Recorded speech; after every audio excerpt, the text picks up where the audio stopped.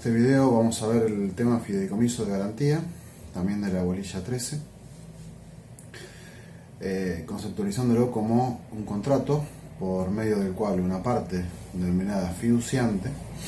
que puede ser o bien el deudor de la obligación garantizada o un tercero, transfiere a otra parte denominada fiduciario la propiedad fiduciaria, es decir, imperfecta, de uno o más bienes, con el encargo de que, en el supuesto de incumplimiento de la obligación por parte del fiduciante o de un tercero que se pretende garantizar, el fiduciario proceda a la venta y entregue el producto obtenido hasta la concurrencia del crédito al acreedor en cuyo favor se ha constituido esta garantía, que se denomina en el contrato beneficiario, cancelando de esta manera, en forma total o parcial, la deuda impaga. En caso de que exista algún remanente, se entrega al fideicomisario, entendido este como el destinatario final de los bienes. En caso de cumplimiento de la obligación garantizada, los bienes se entregan también al fideicomisario, posición jurídica que normalmente, en general,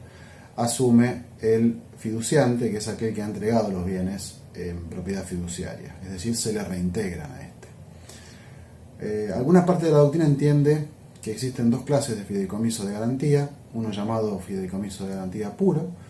y otro llamado fideicomiso de garantía y pago. La diferencia entre ambos tiene que ver con que respecto de los frutos, es decir, en el caso de fideicomiso de garantía puro, se debe esperar al incumplimiento del deudor a los fines de utilizar los frutos para el pago de la deuda, mientras que en el fideicomiso de garantía y pago, durante la vigencia del contrato, los frutos que produzcan los bienes fideicomitidos van a poder ser destinados por el fiduciario para el pago de la deuda. Respecto de la naturaleza de esta modalidad de fideicomiso, la doctrina entiende que es una garantía de tipo contractual, obviamente, personal, autoliquidable y obviamente accesoria. Personal en el sentido de que el único que tiene un derecho real sobre los bienes es el fiduciario, y tiene un derecho real imperfecto, que es la propiedad fiduciaria respecto de los bienes,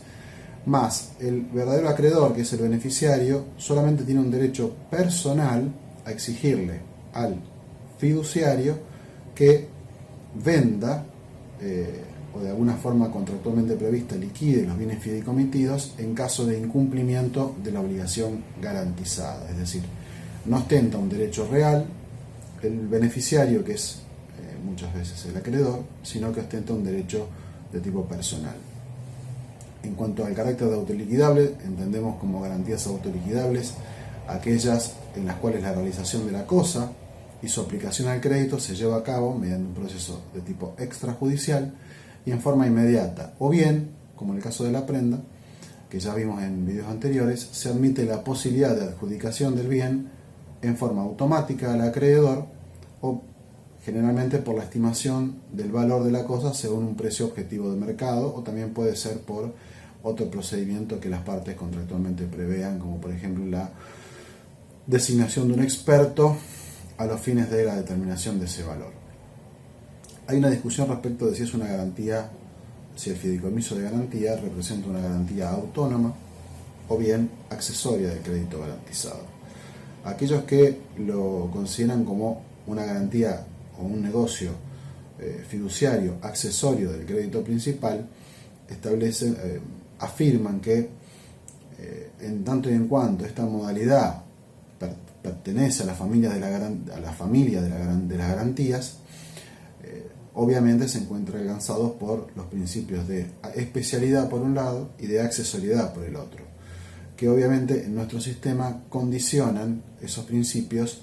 la validez y eficacia jurídica de las garantías, sean estas reales o personales, como el caso del fideicomiso de garantía. En cambio, aquellos que propugnan la autonomía del fideicomiso de garantía como una modalidad de garantía justamente para el reforzamiento del cumplimiento del deudor, estiman que este carácter autónomo se relaciona más bien con que el fiduciario debe hacer un análisis al momento de tener que liquidar la garantía por el incumplimiento por parte del deudor, debe realizar un análisis meramente formal antes de hacerlo, en el cual no cabe discutir cuestiones relativas a la obligación garantizada, de modo tal que habría una separación entre lo que es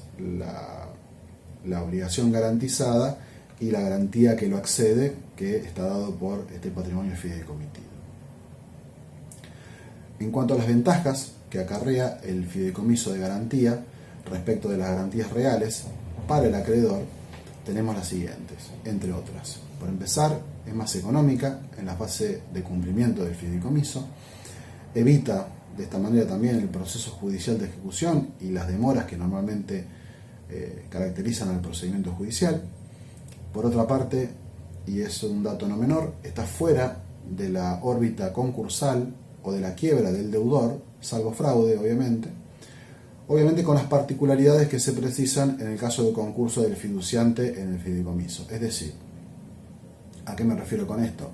Que claramente el fiduciante, que es aquel que aporta los bienes al fideicomiso, en caso de caer en concurso hay que verificar si el aporte de esos bienes se ha realizado en el periodo de sospecha, es decir, 2 años antes desde la presentación en concurso. En caso de que fuera realizado en el periodo de sospecha, claramente cae dentro de la posibilidad de las acciones revocatorias concursales, y de esta manera caería obviamente el aporte al fideicomiso. En cuarto lugar, en orden a las ventajas respecto de las garantías reales, es que está dada porque es una garantía, como dijimos, autoliquidable por excelencia. Otra ventaja es que facilita la rotación o reemplazo por otros acreedores a medida que los acreedores precedentes se ven satisfechos en el cumplimiento de la obligación garantizada. Esto implica que un mismo contrato de fideicomiso de garantía puede servir, una vez constituido, puede servir para garantizar la obligación de varios acreedores sucesivos en la medida que estos vean satisfecha su obligación garantizada. Asimismo, permite la realización de la garantía a valores de mercado por medio de un procedimiento ágil y extrajudicial, sin que existan los costos, demoras y manejos especulativos que usualmente o con frecuencia se producen en las subastas judiciales con las conocidas ligas de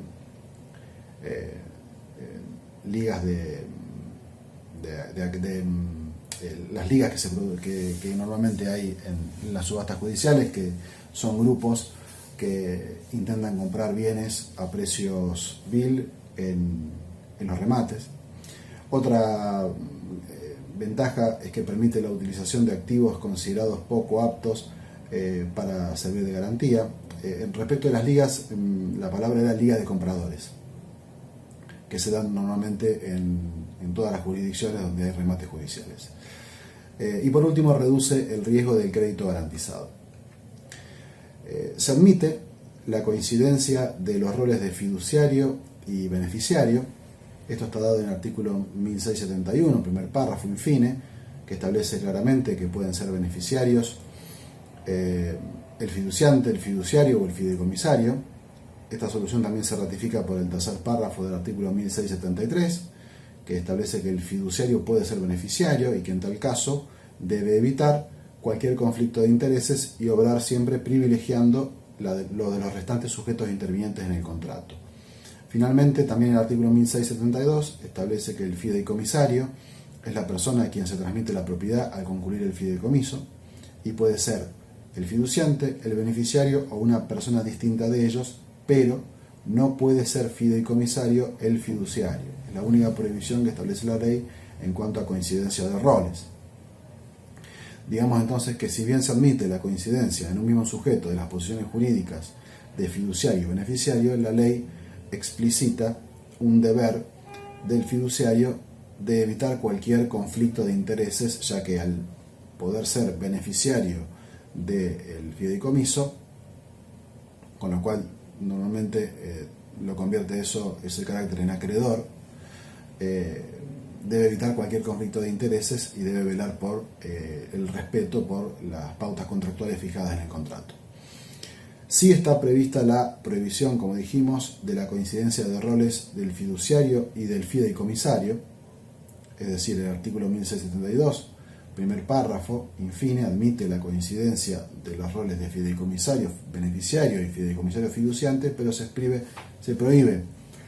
expresamente que el fideicomisario, en tanto es el destinatario final de los bienes, sea fiduciario. Y esto se fundamenta en varias cuestiones. Las más importantes serían que está prohibido para el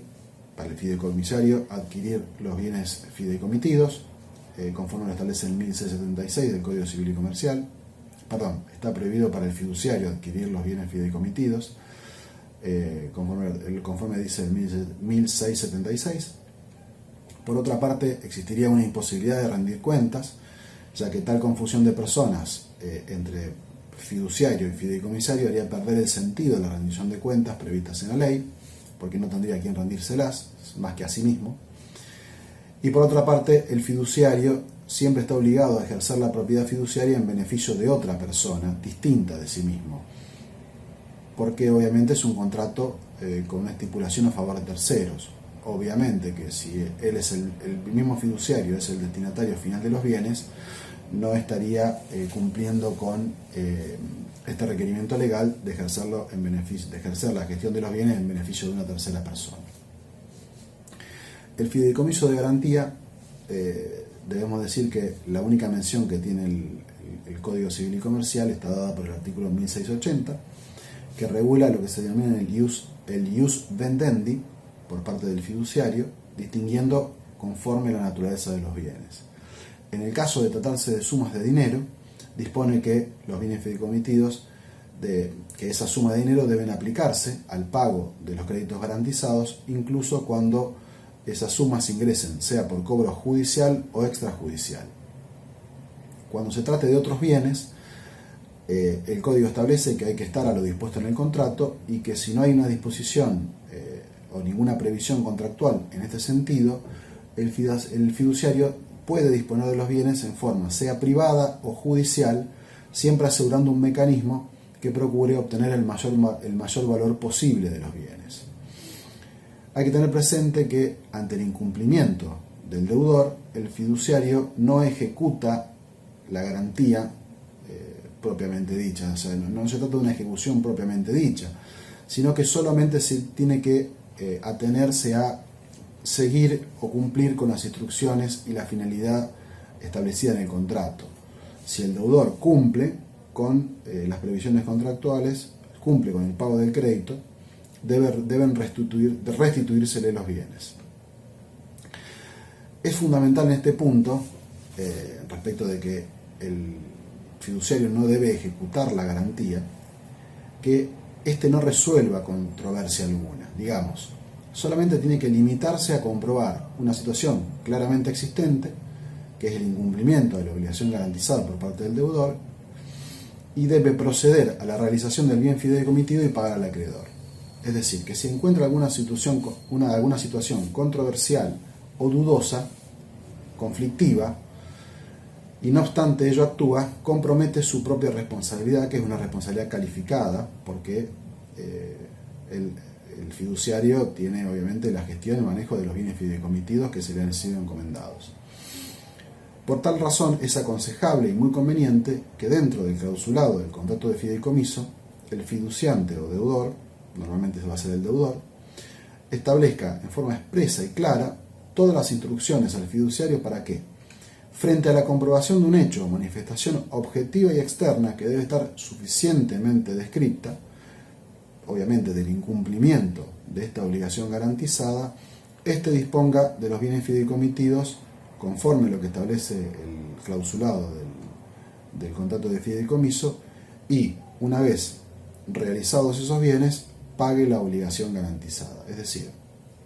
no puede juzgar respecto de situaciones controversiales o conflictivas, sino que tiene que estarse a la verificación de una situación de incumplimiento previamente y suficientemente detallada en el contrato, y en caso de que esa verificación sea positiva, debe estarse a lo que establece el contrato en cuanto a la realización de los bienes conforme a las pautas contractuales, para luego pagar la obligación garantizada.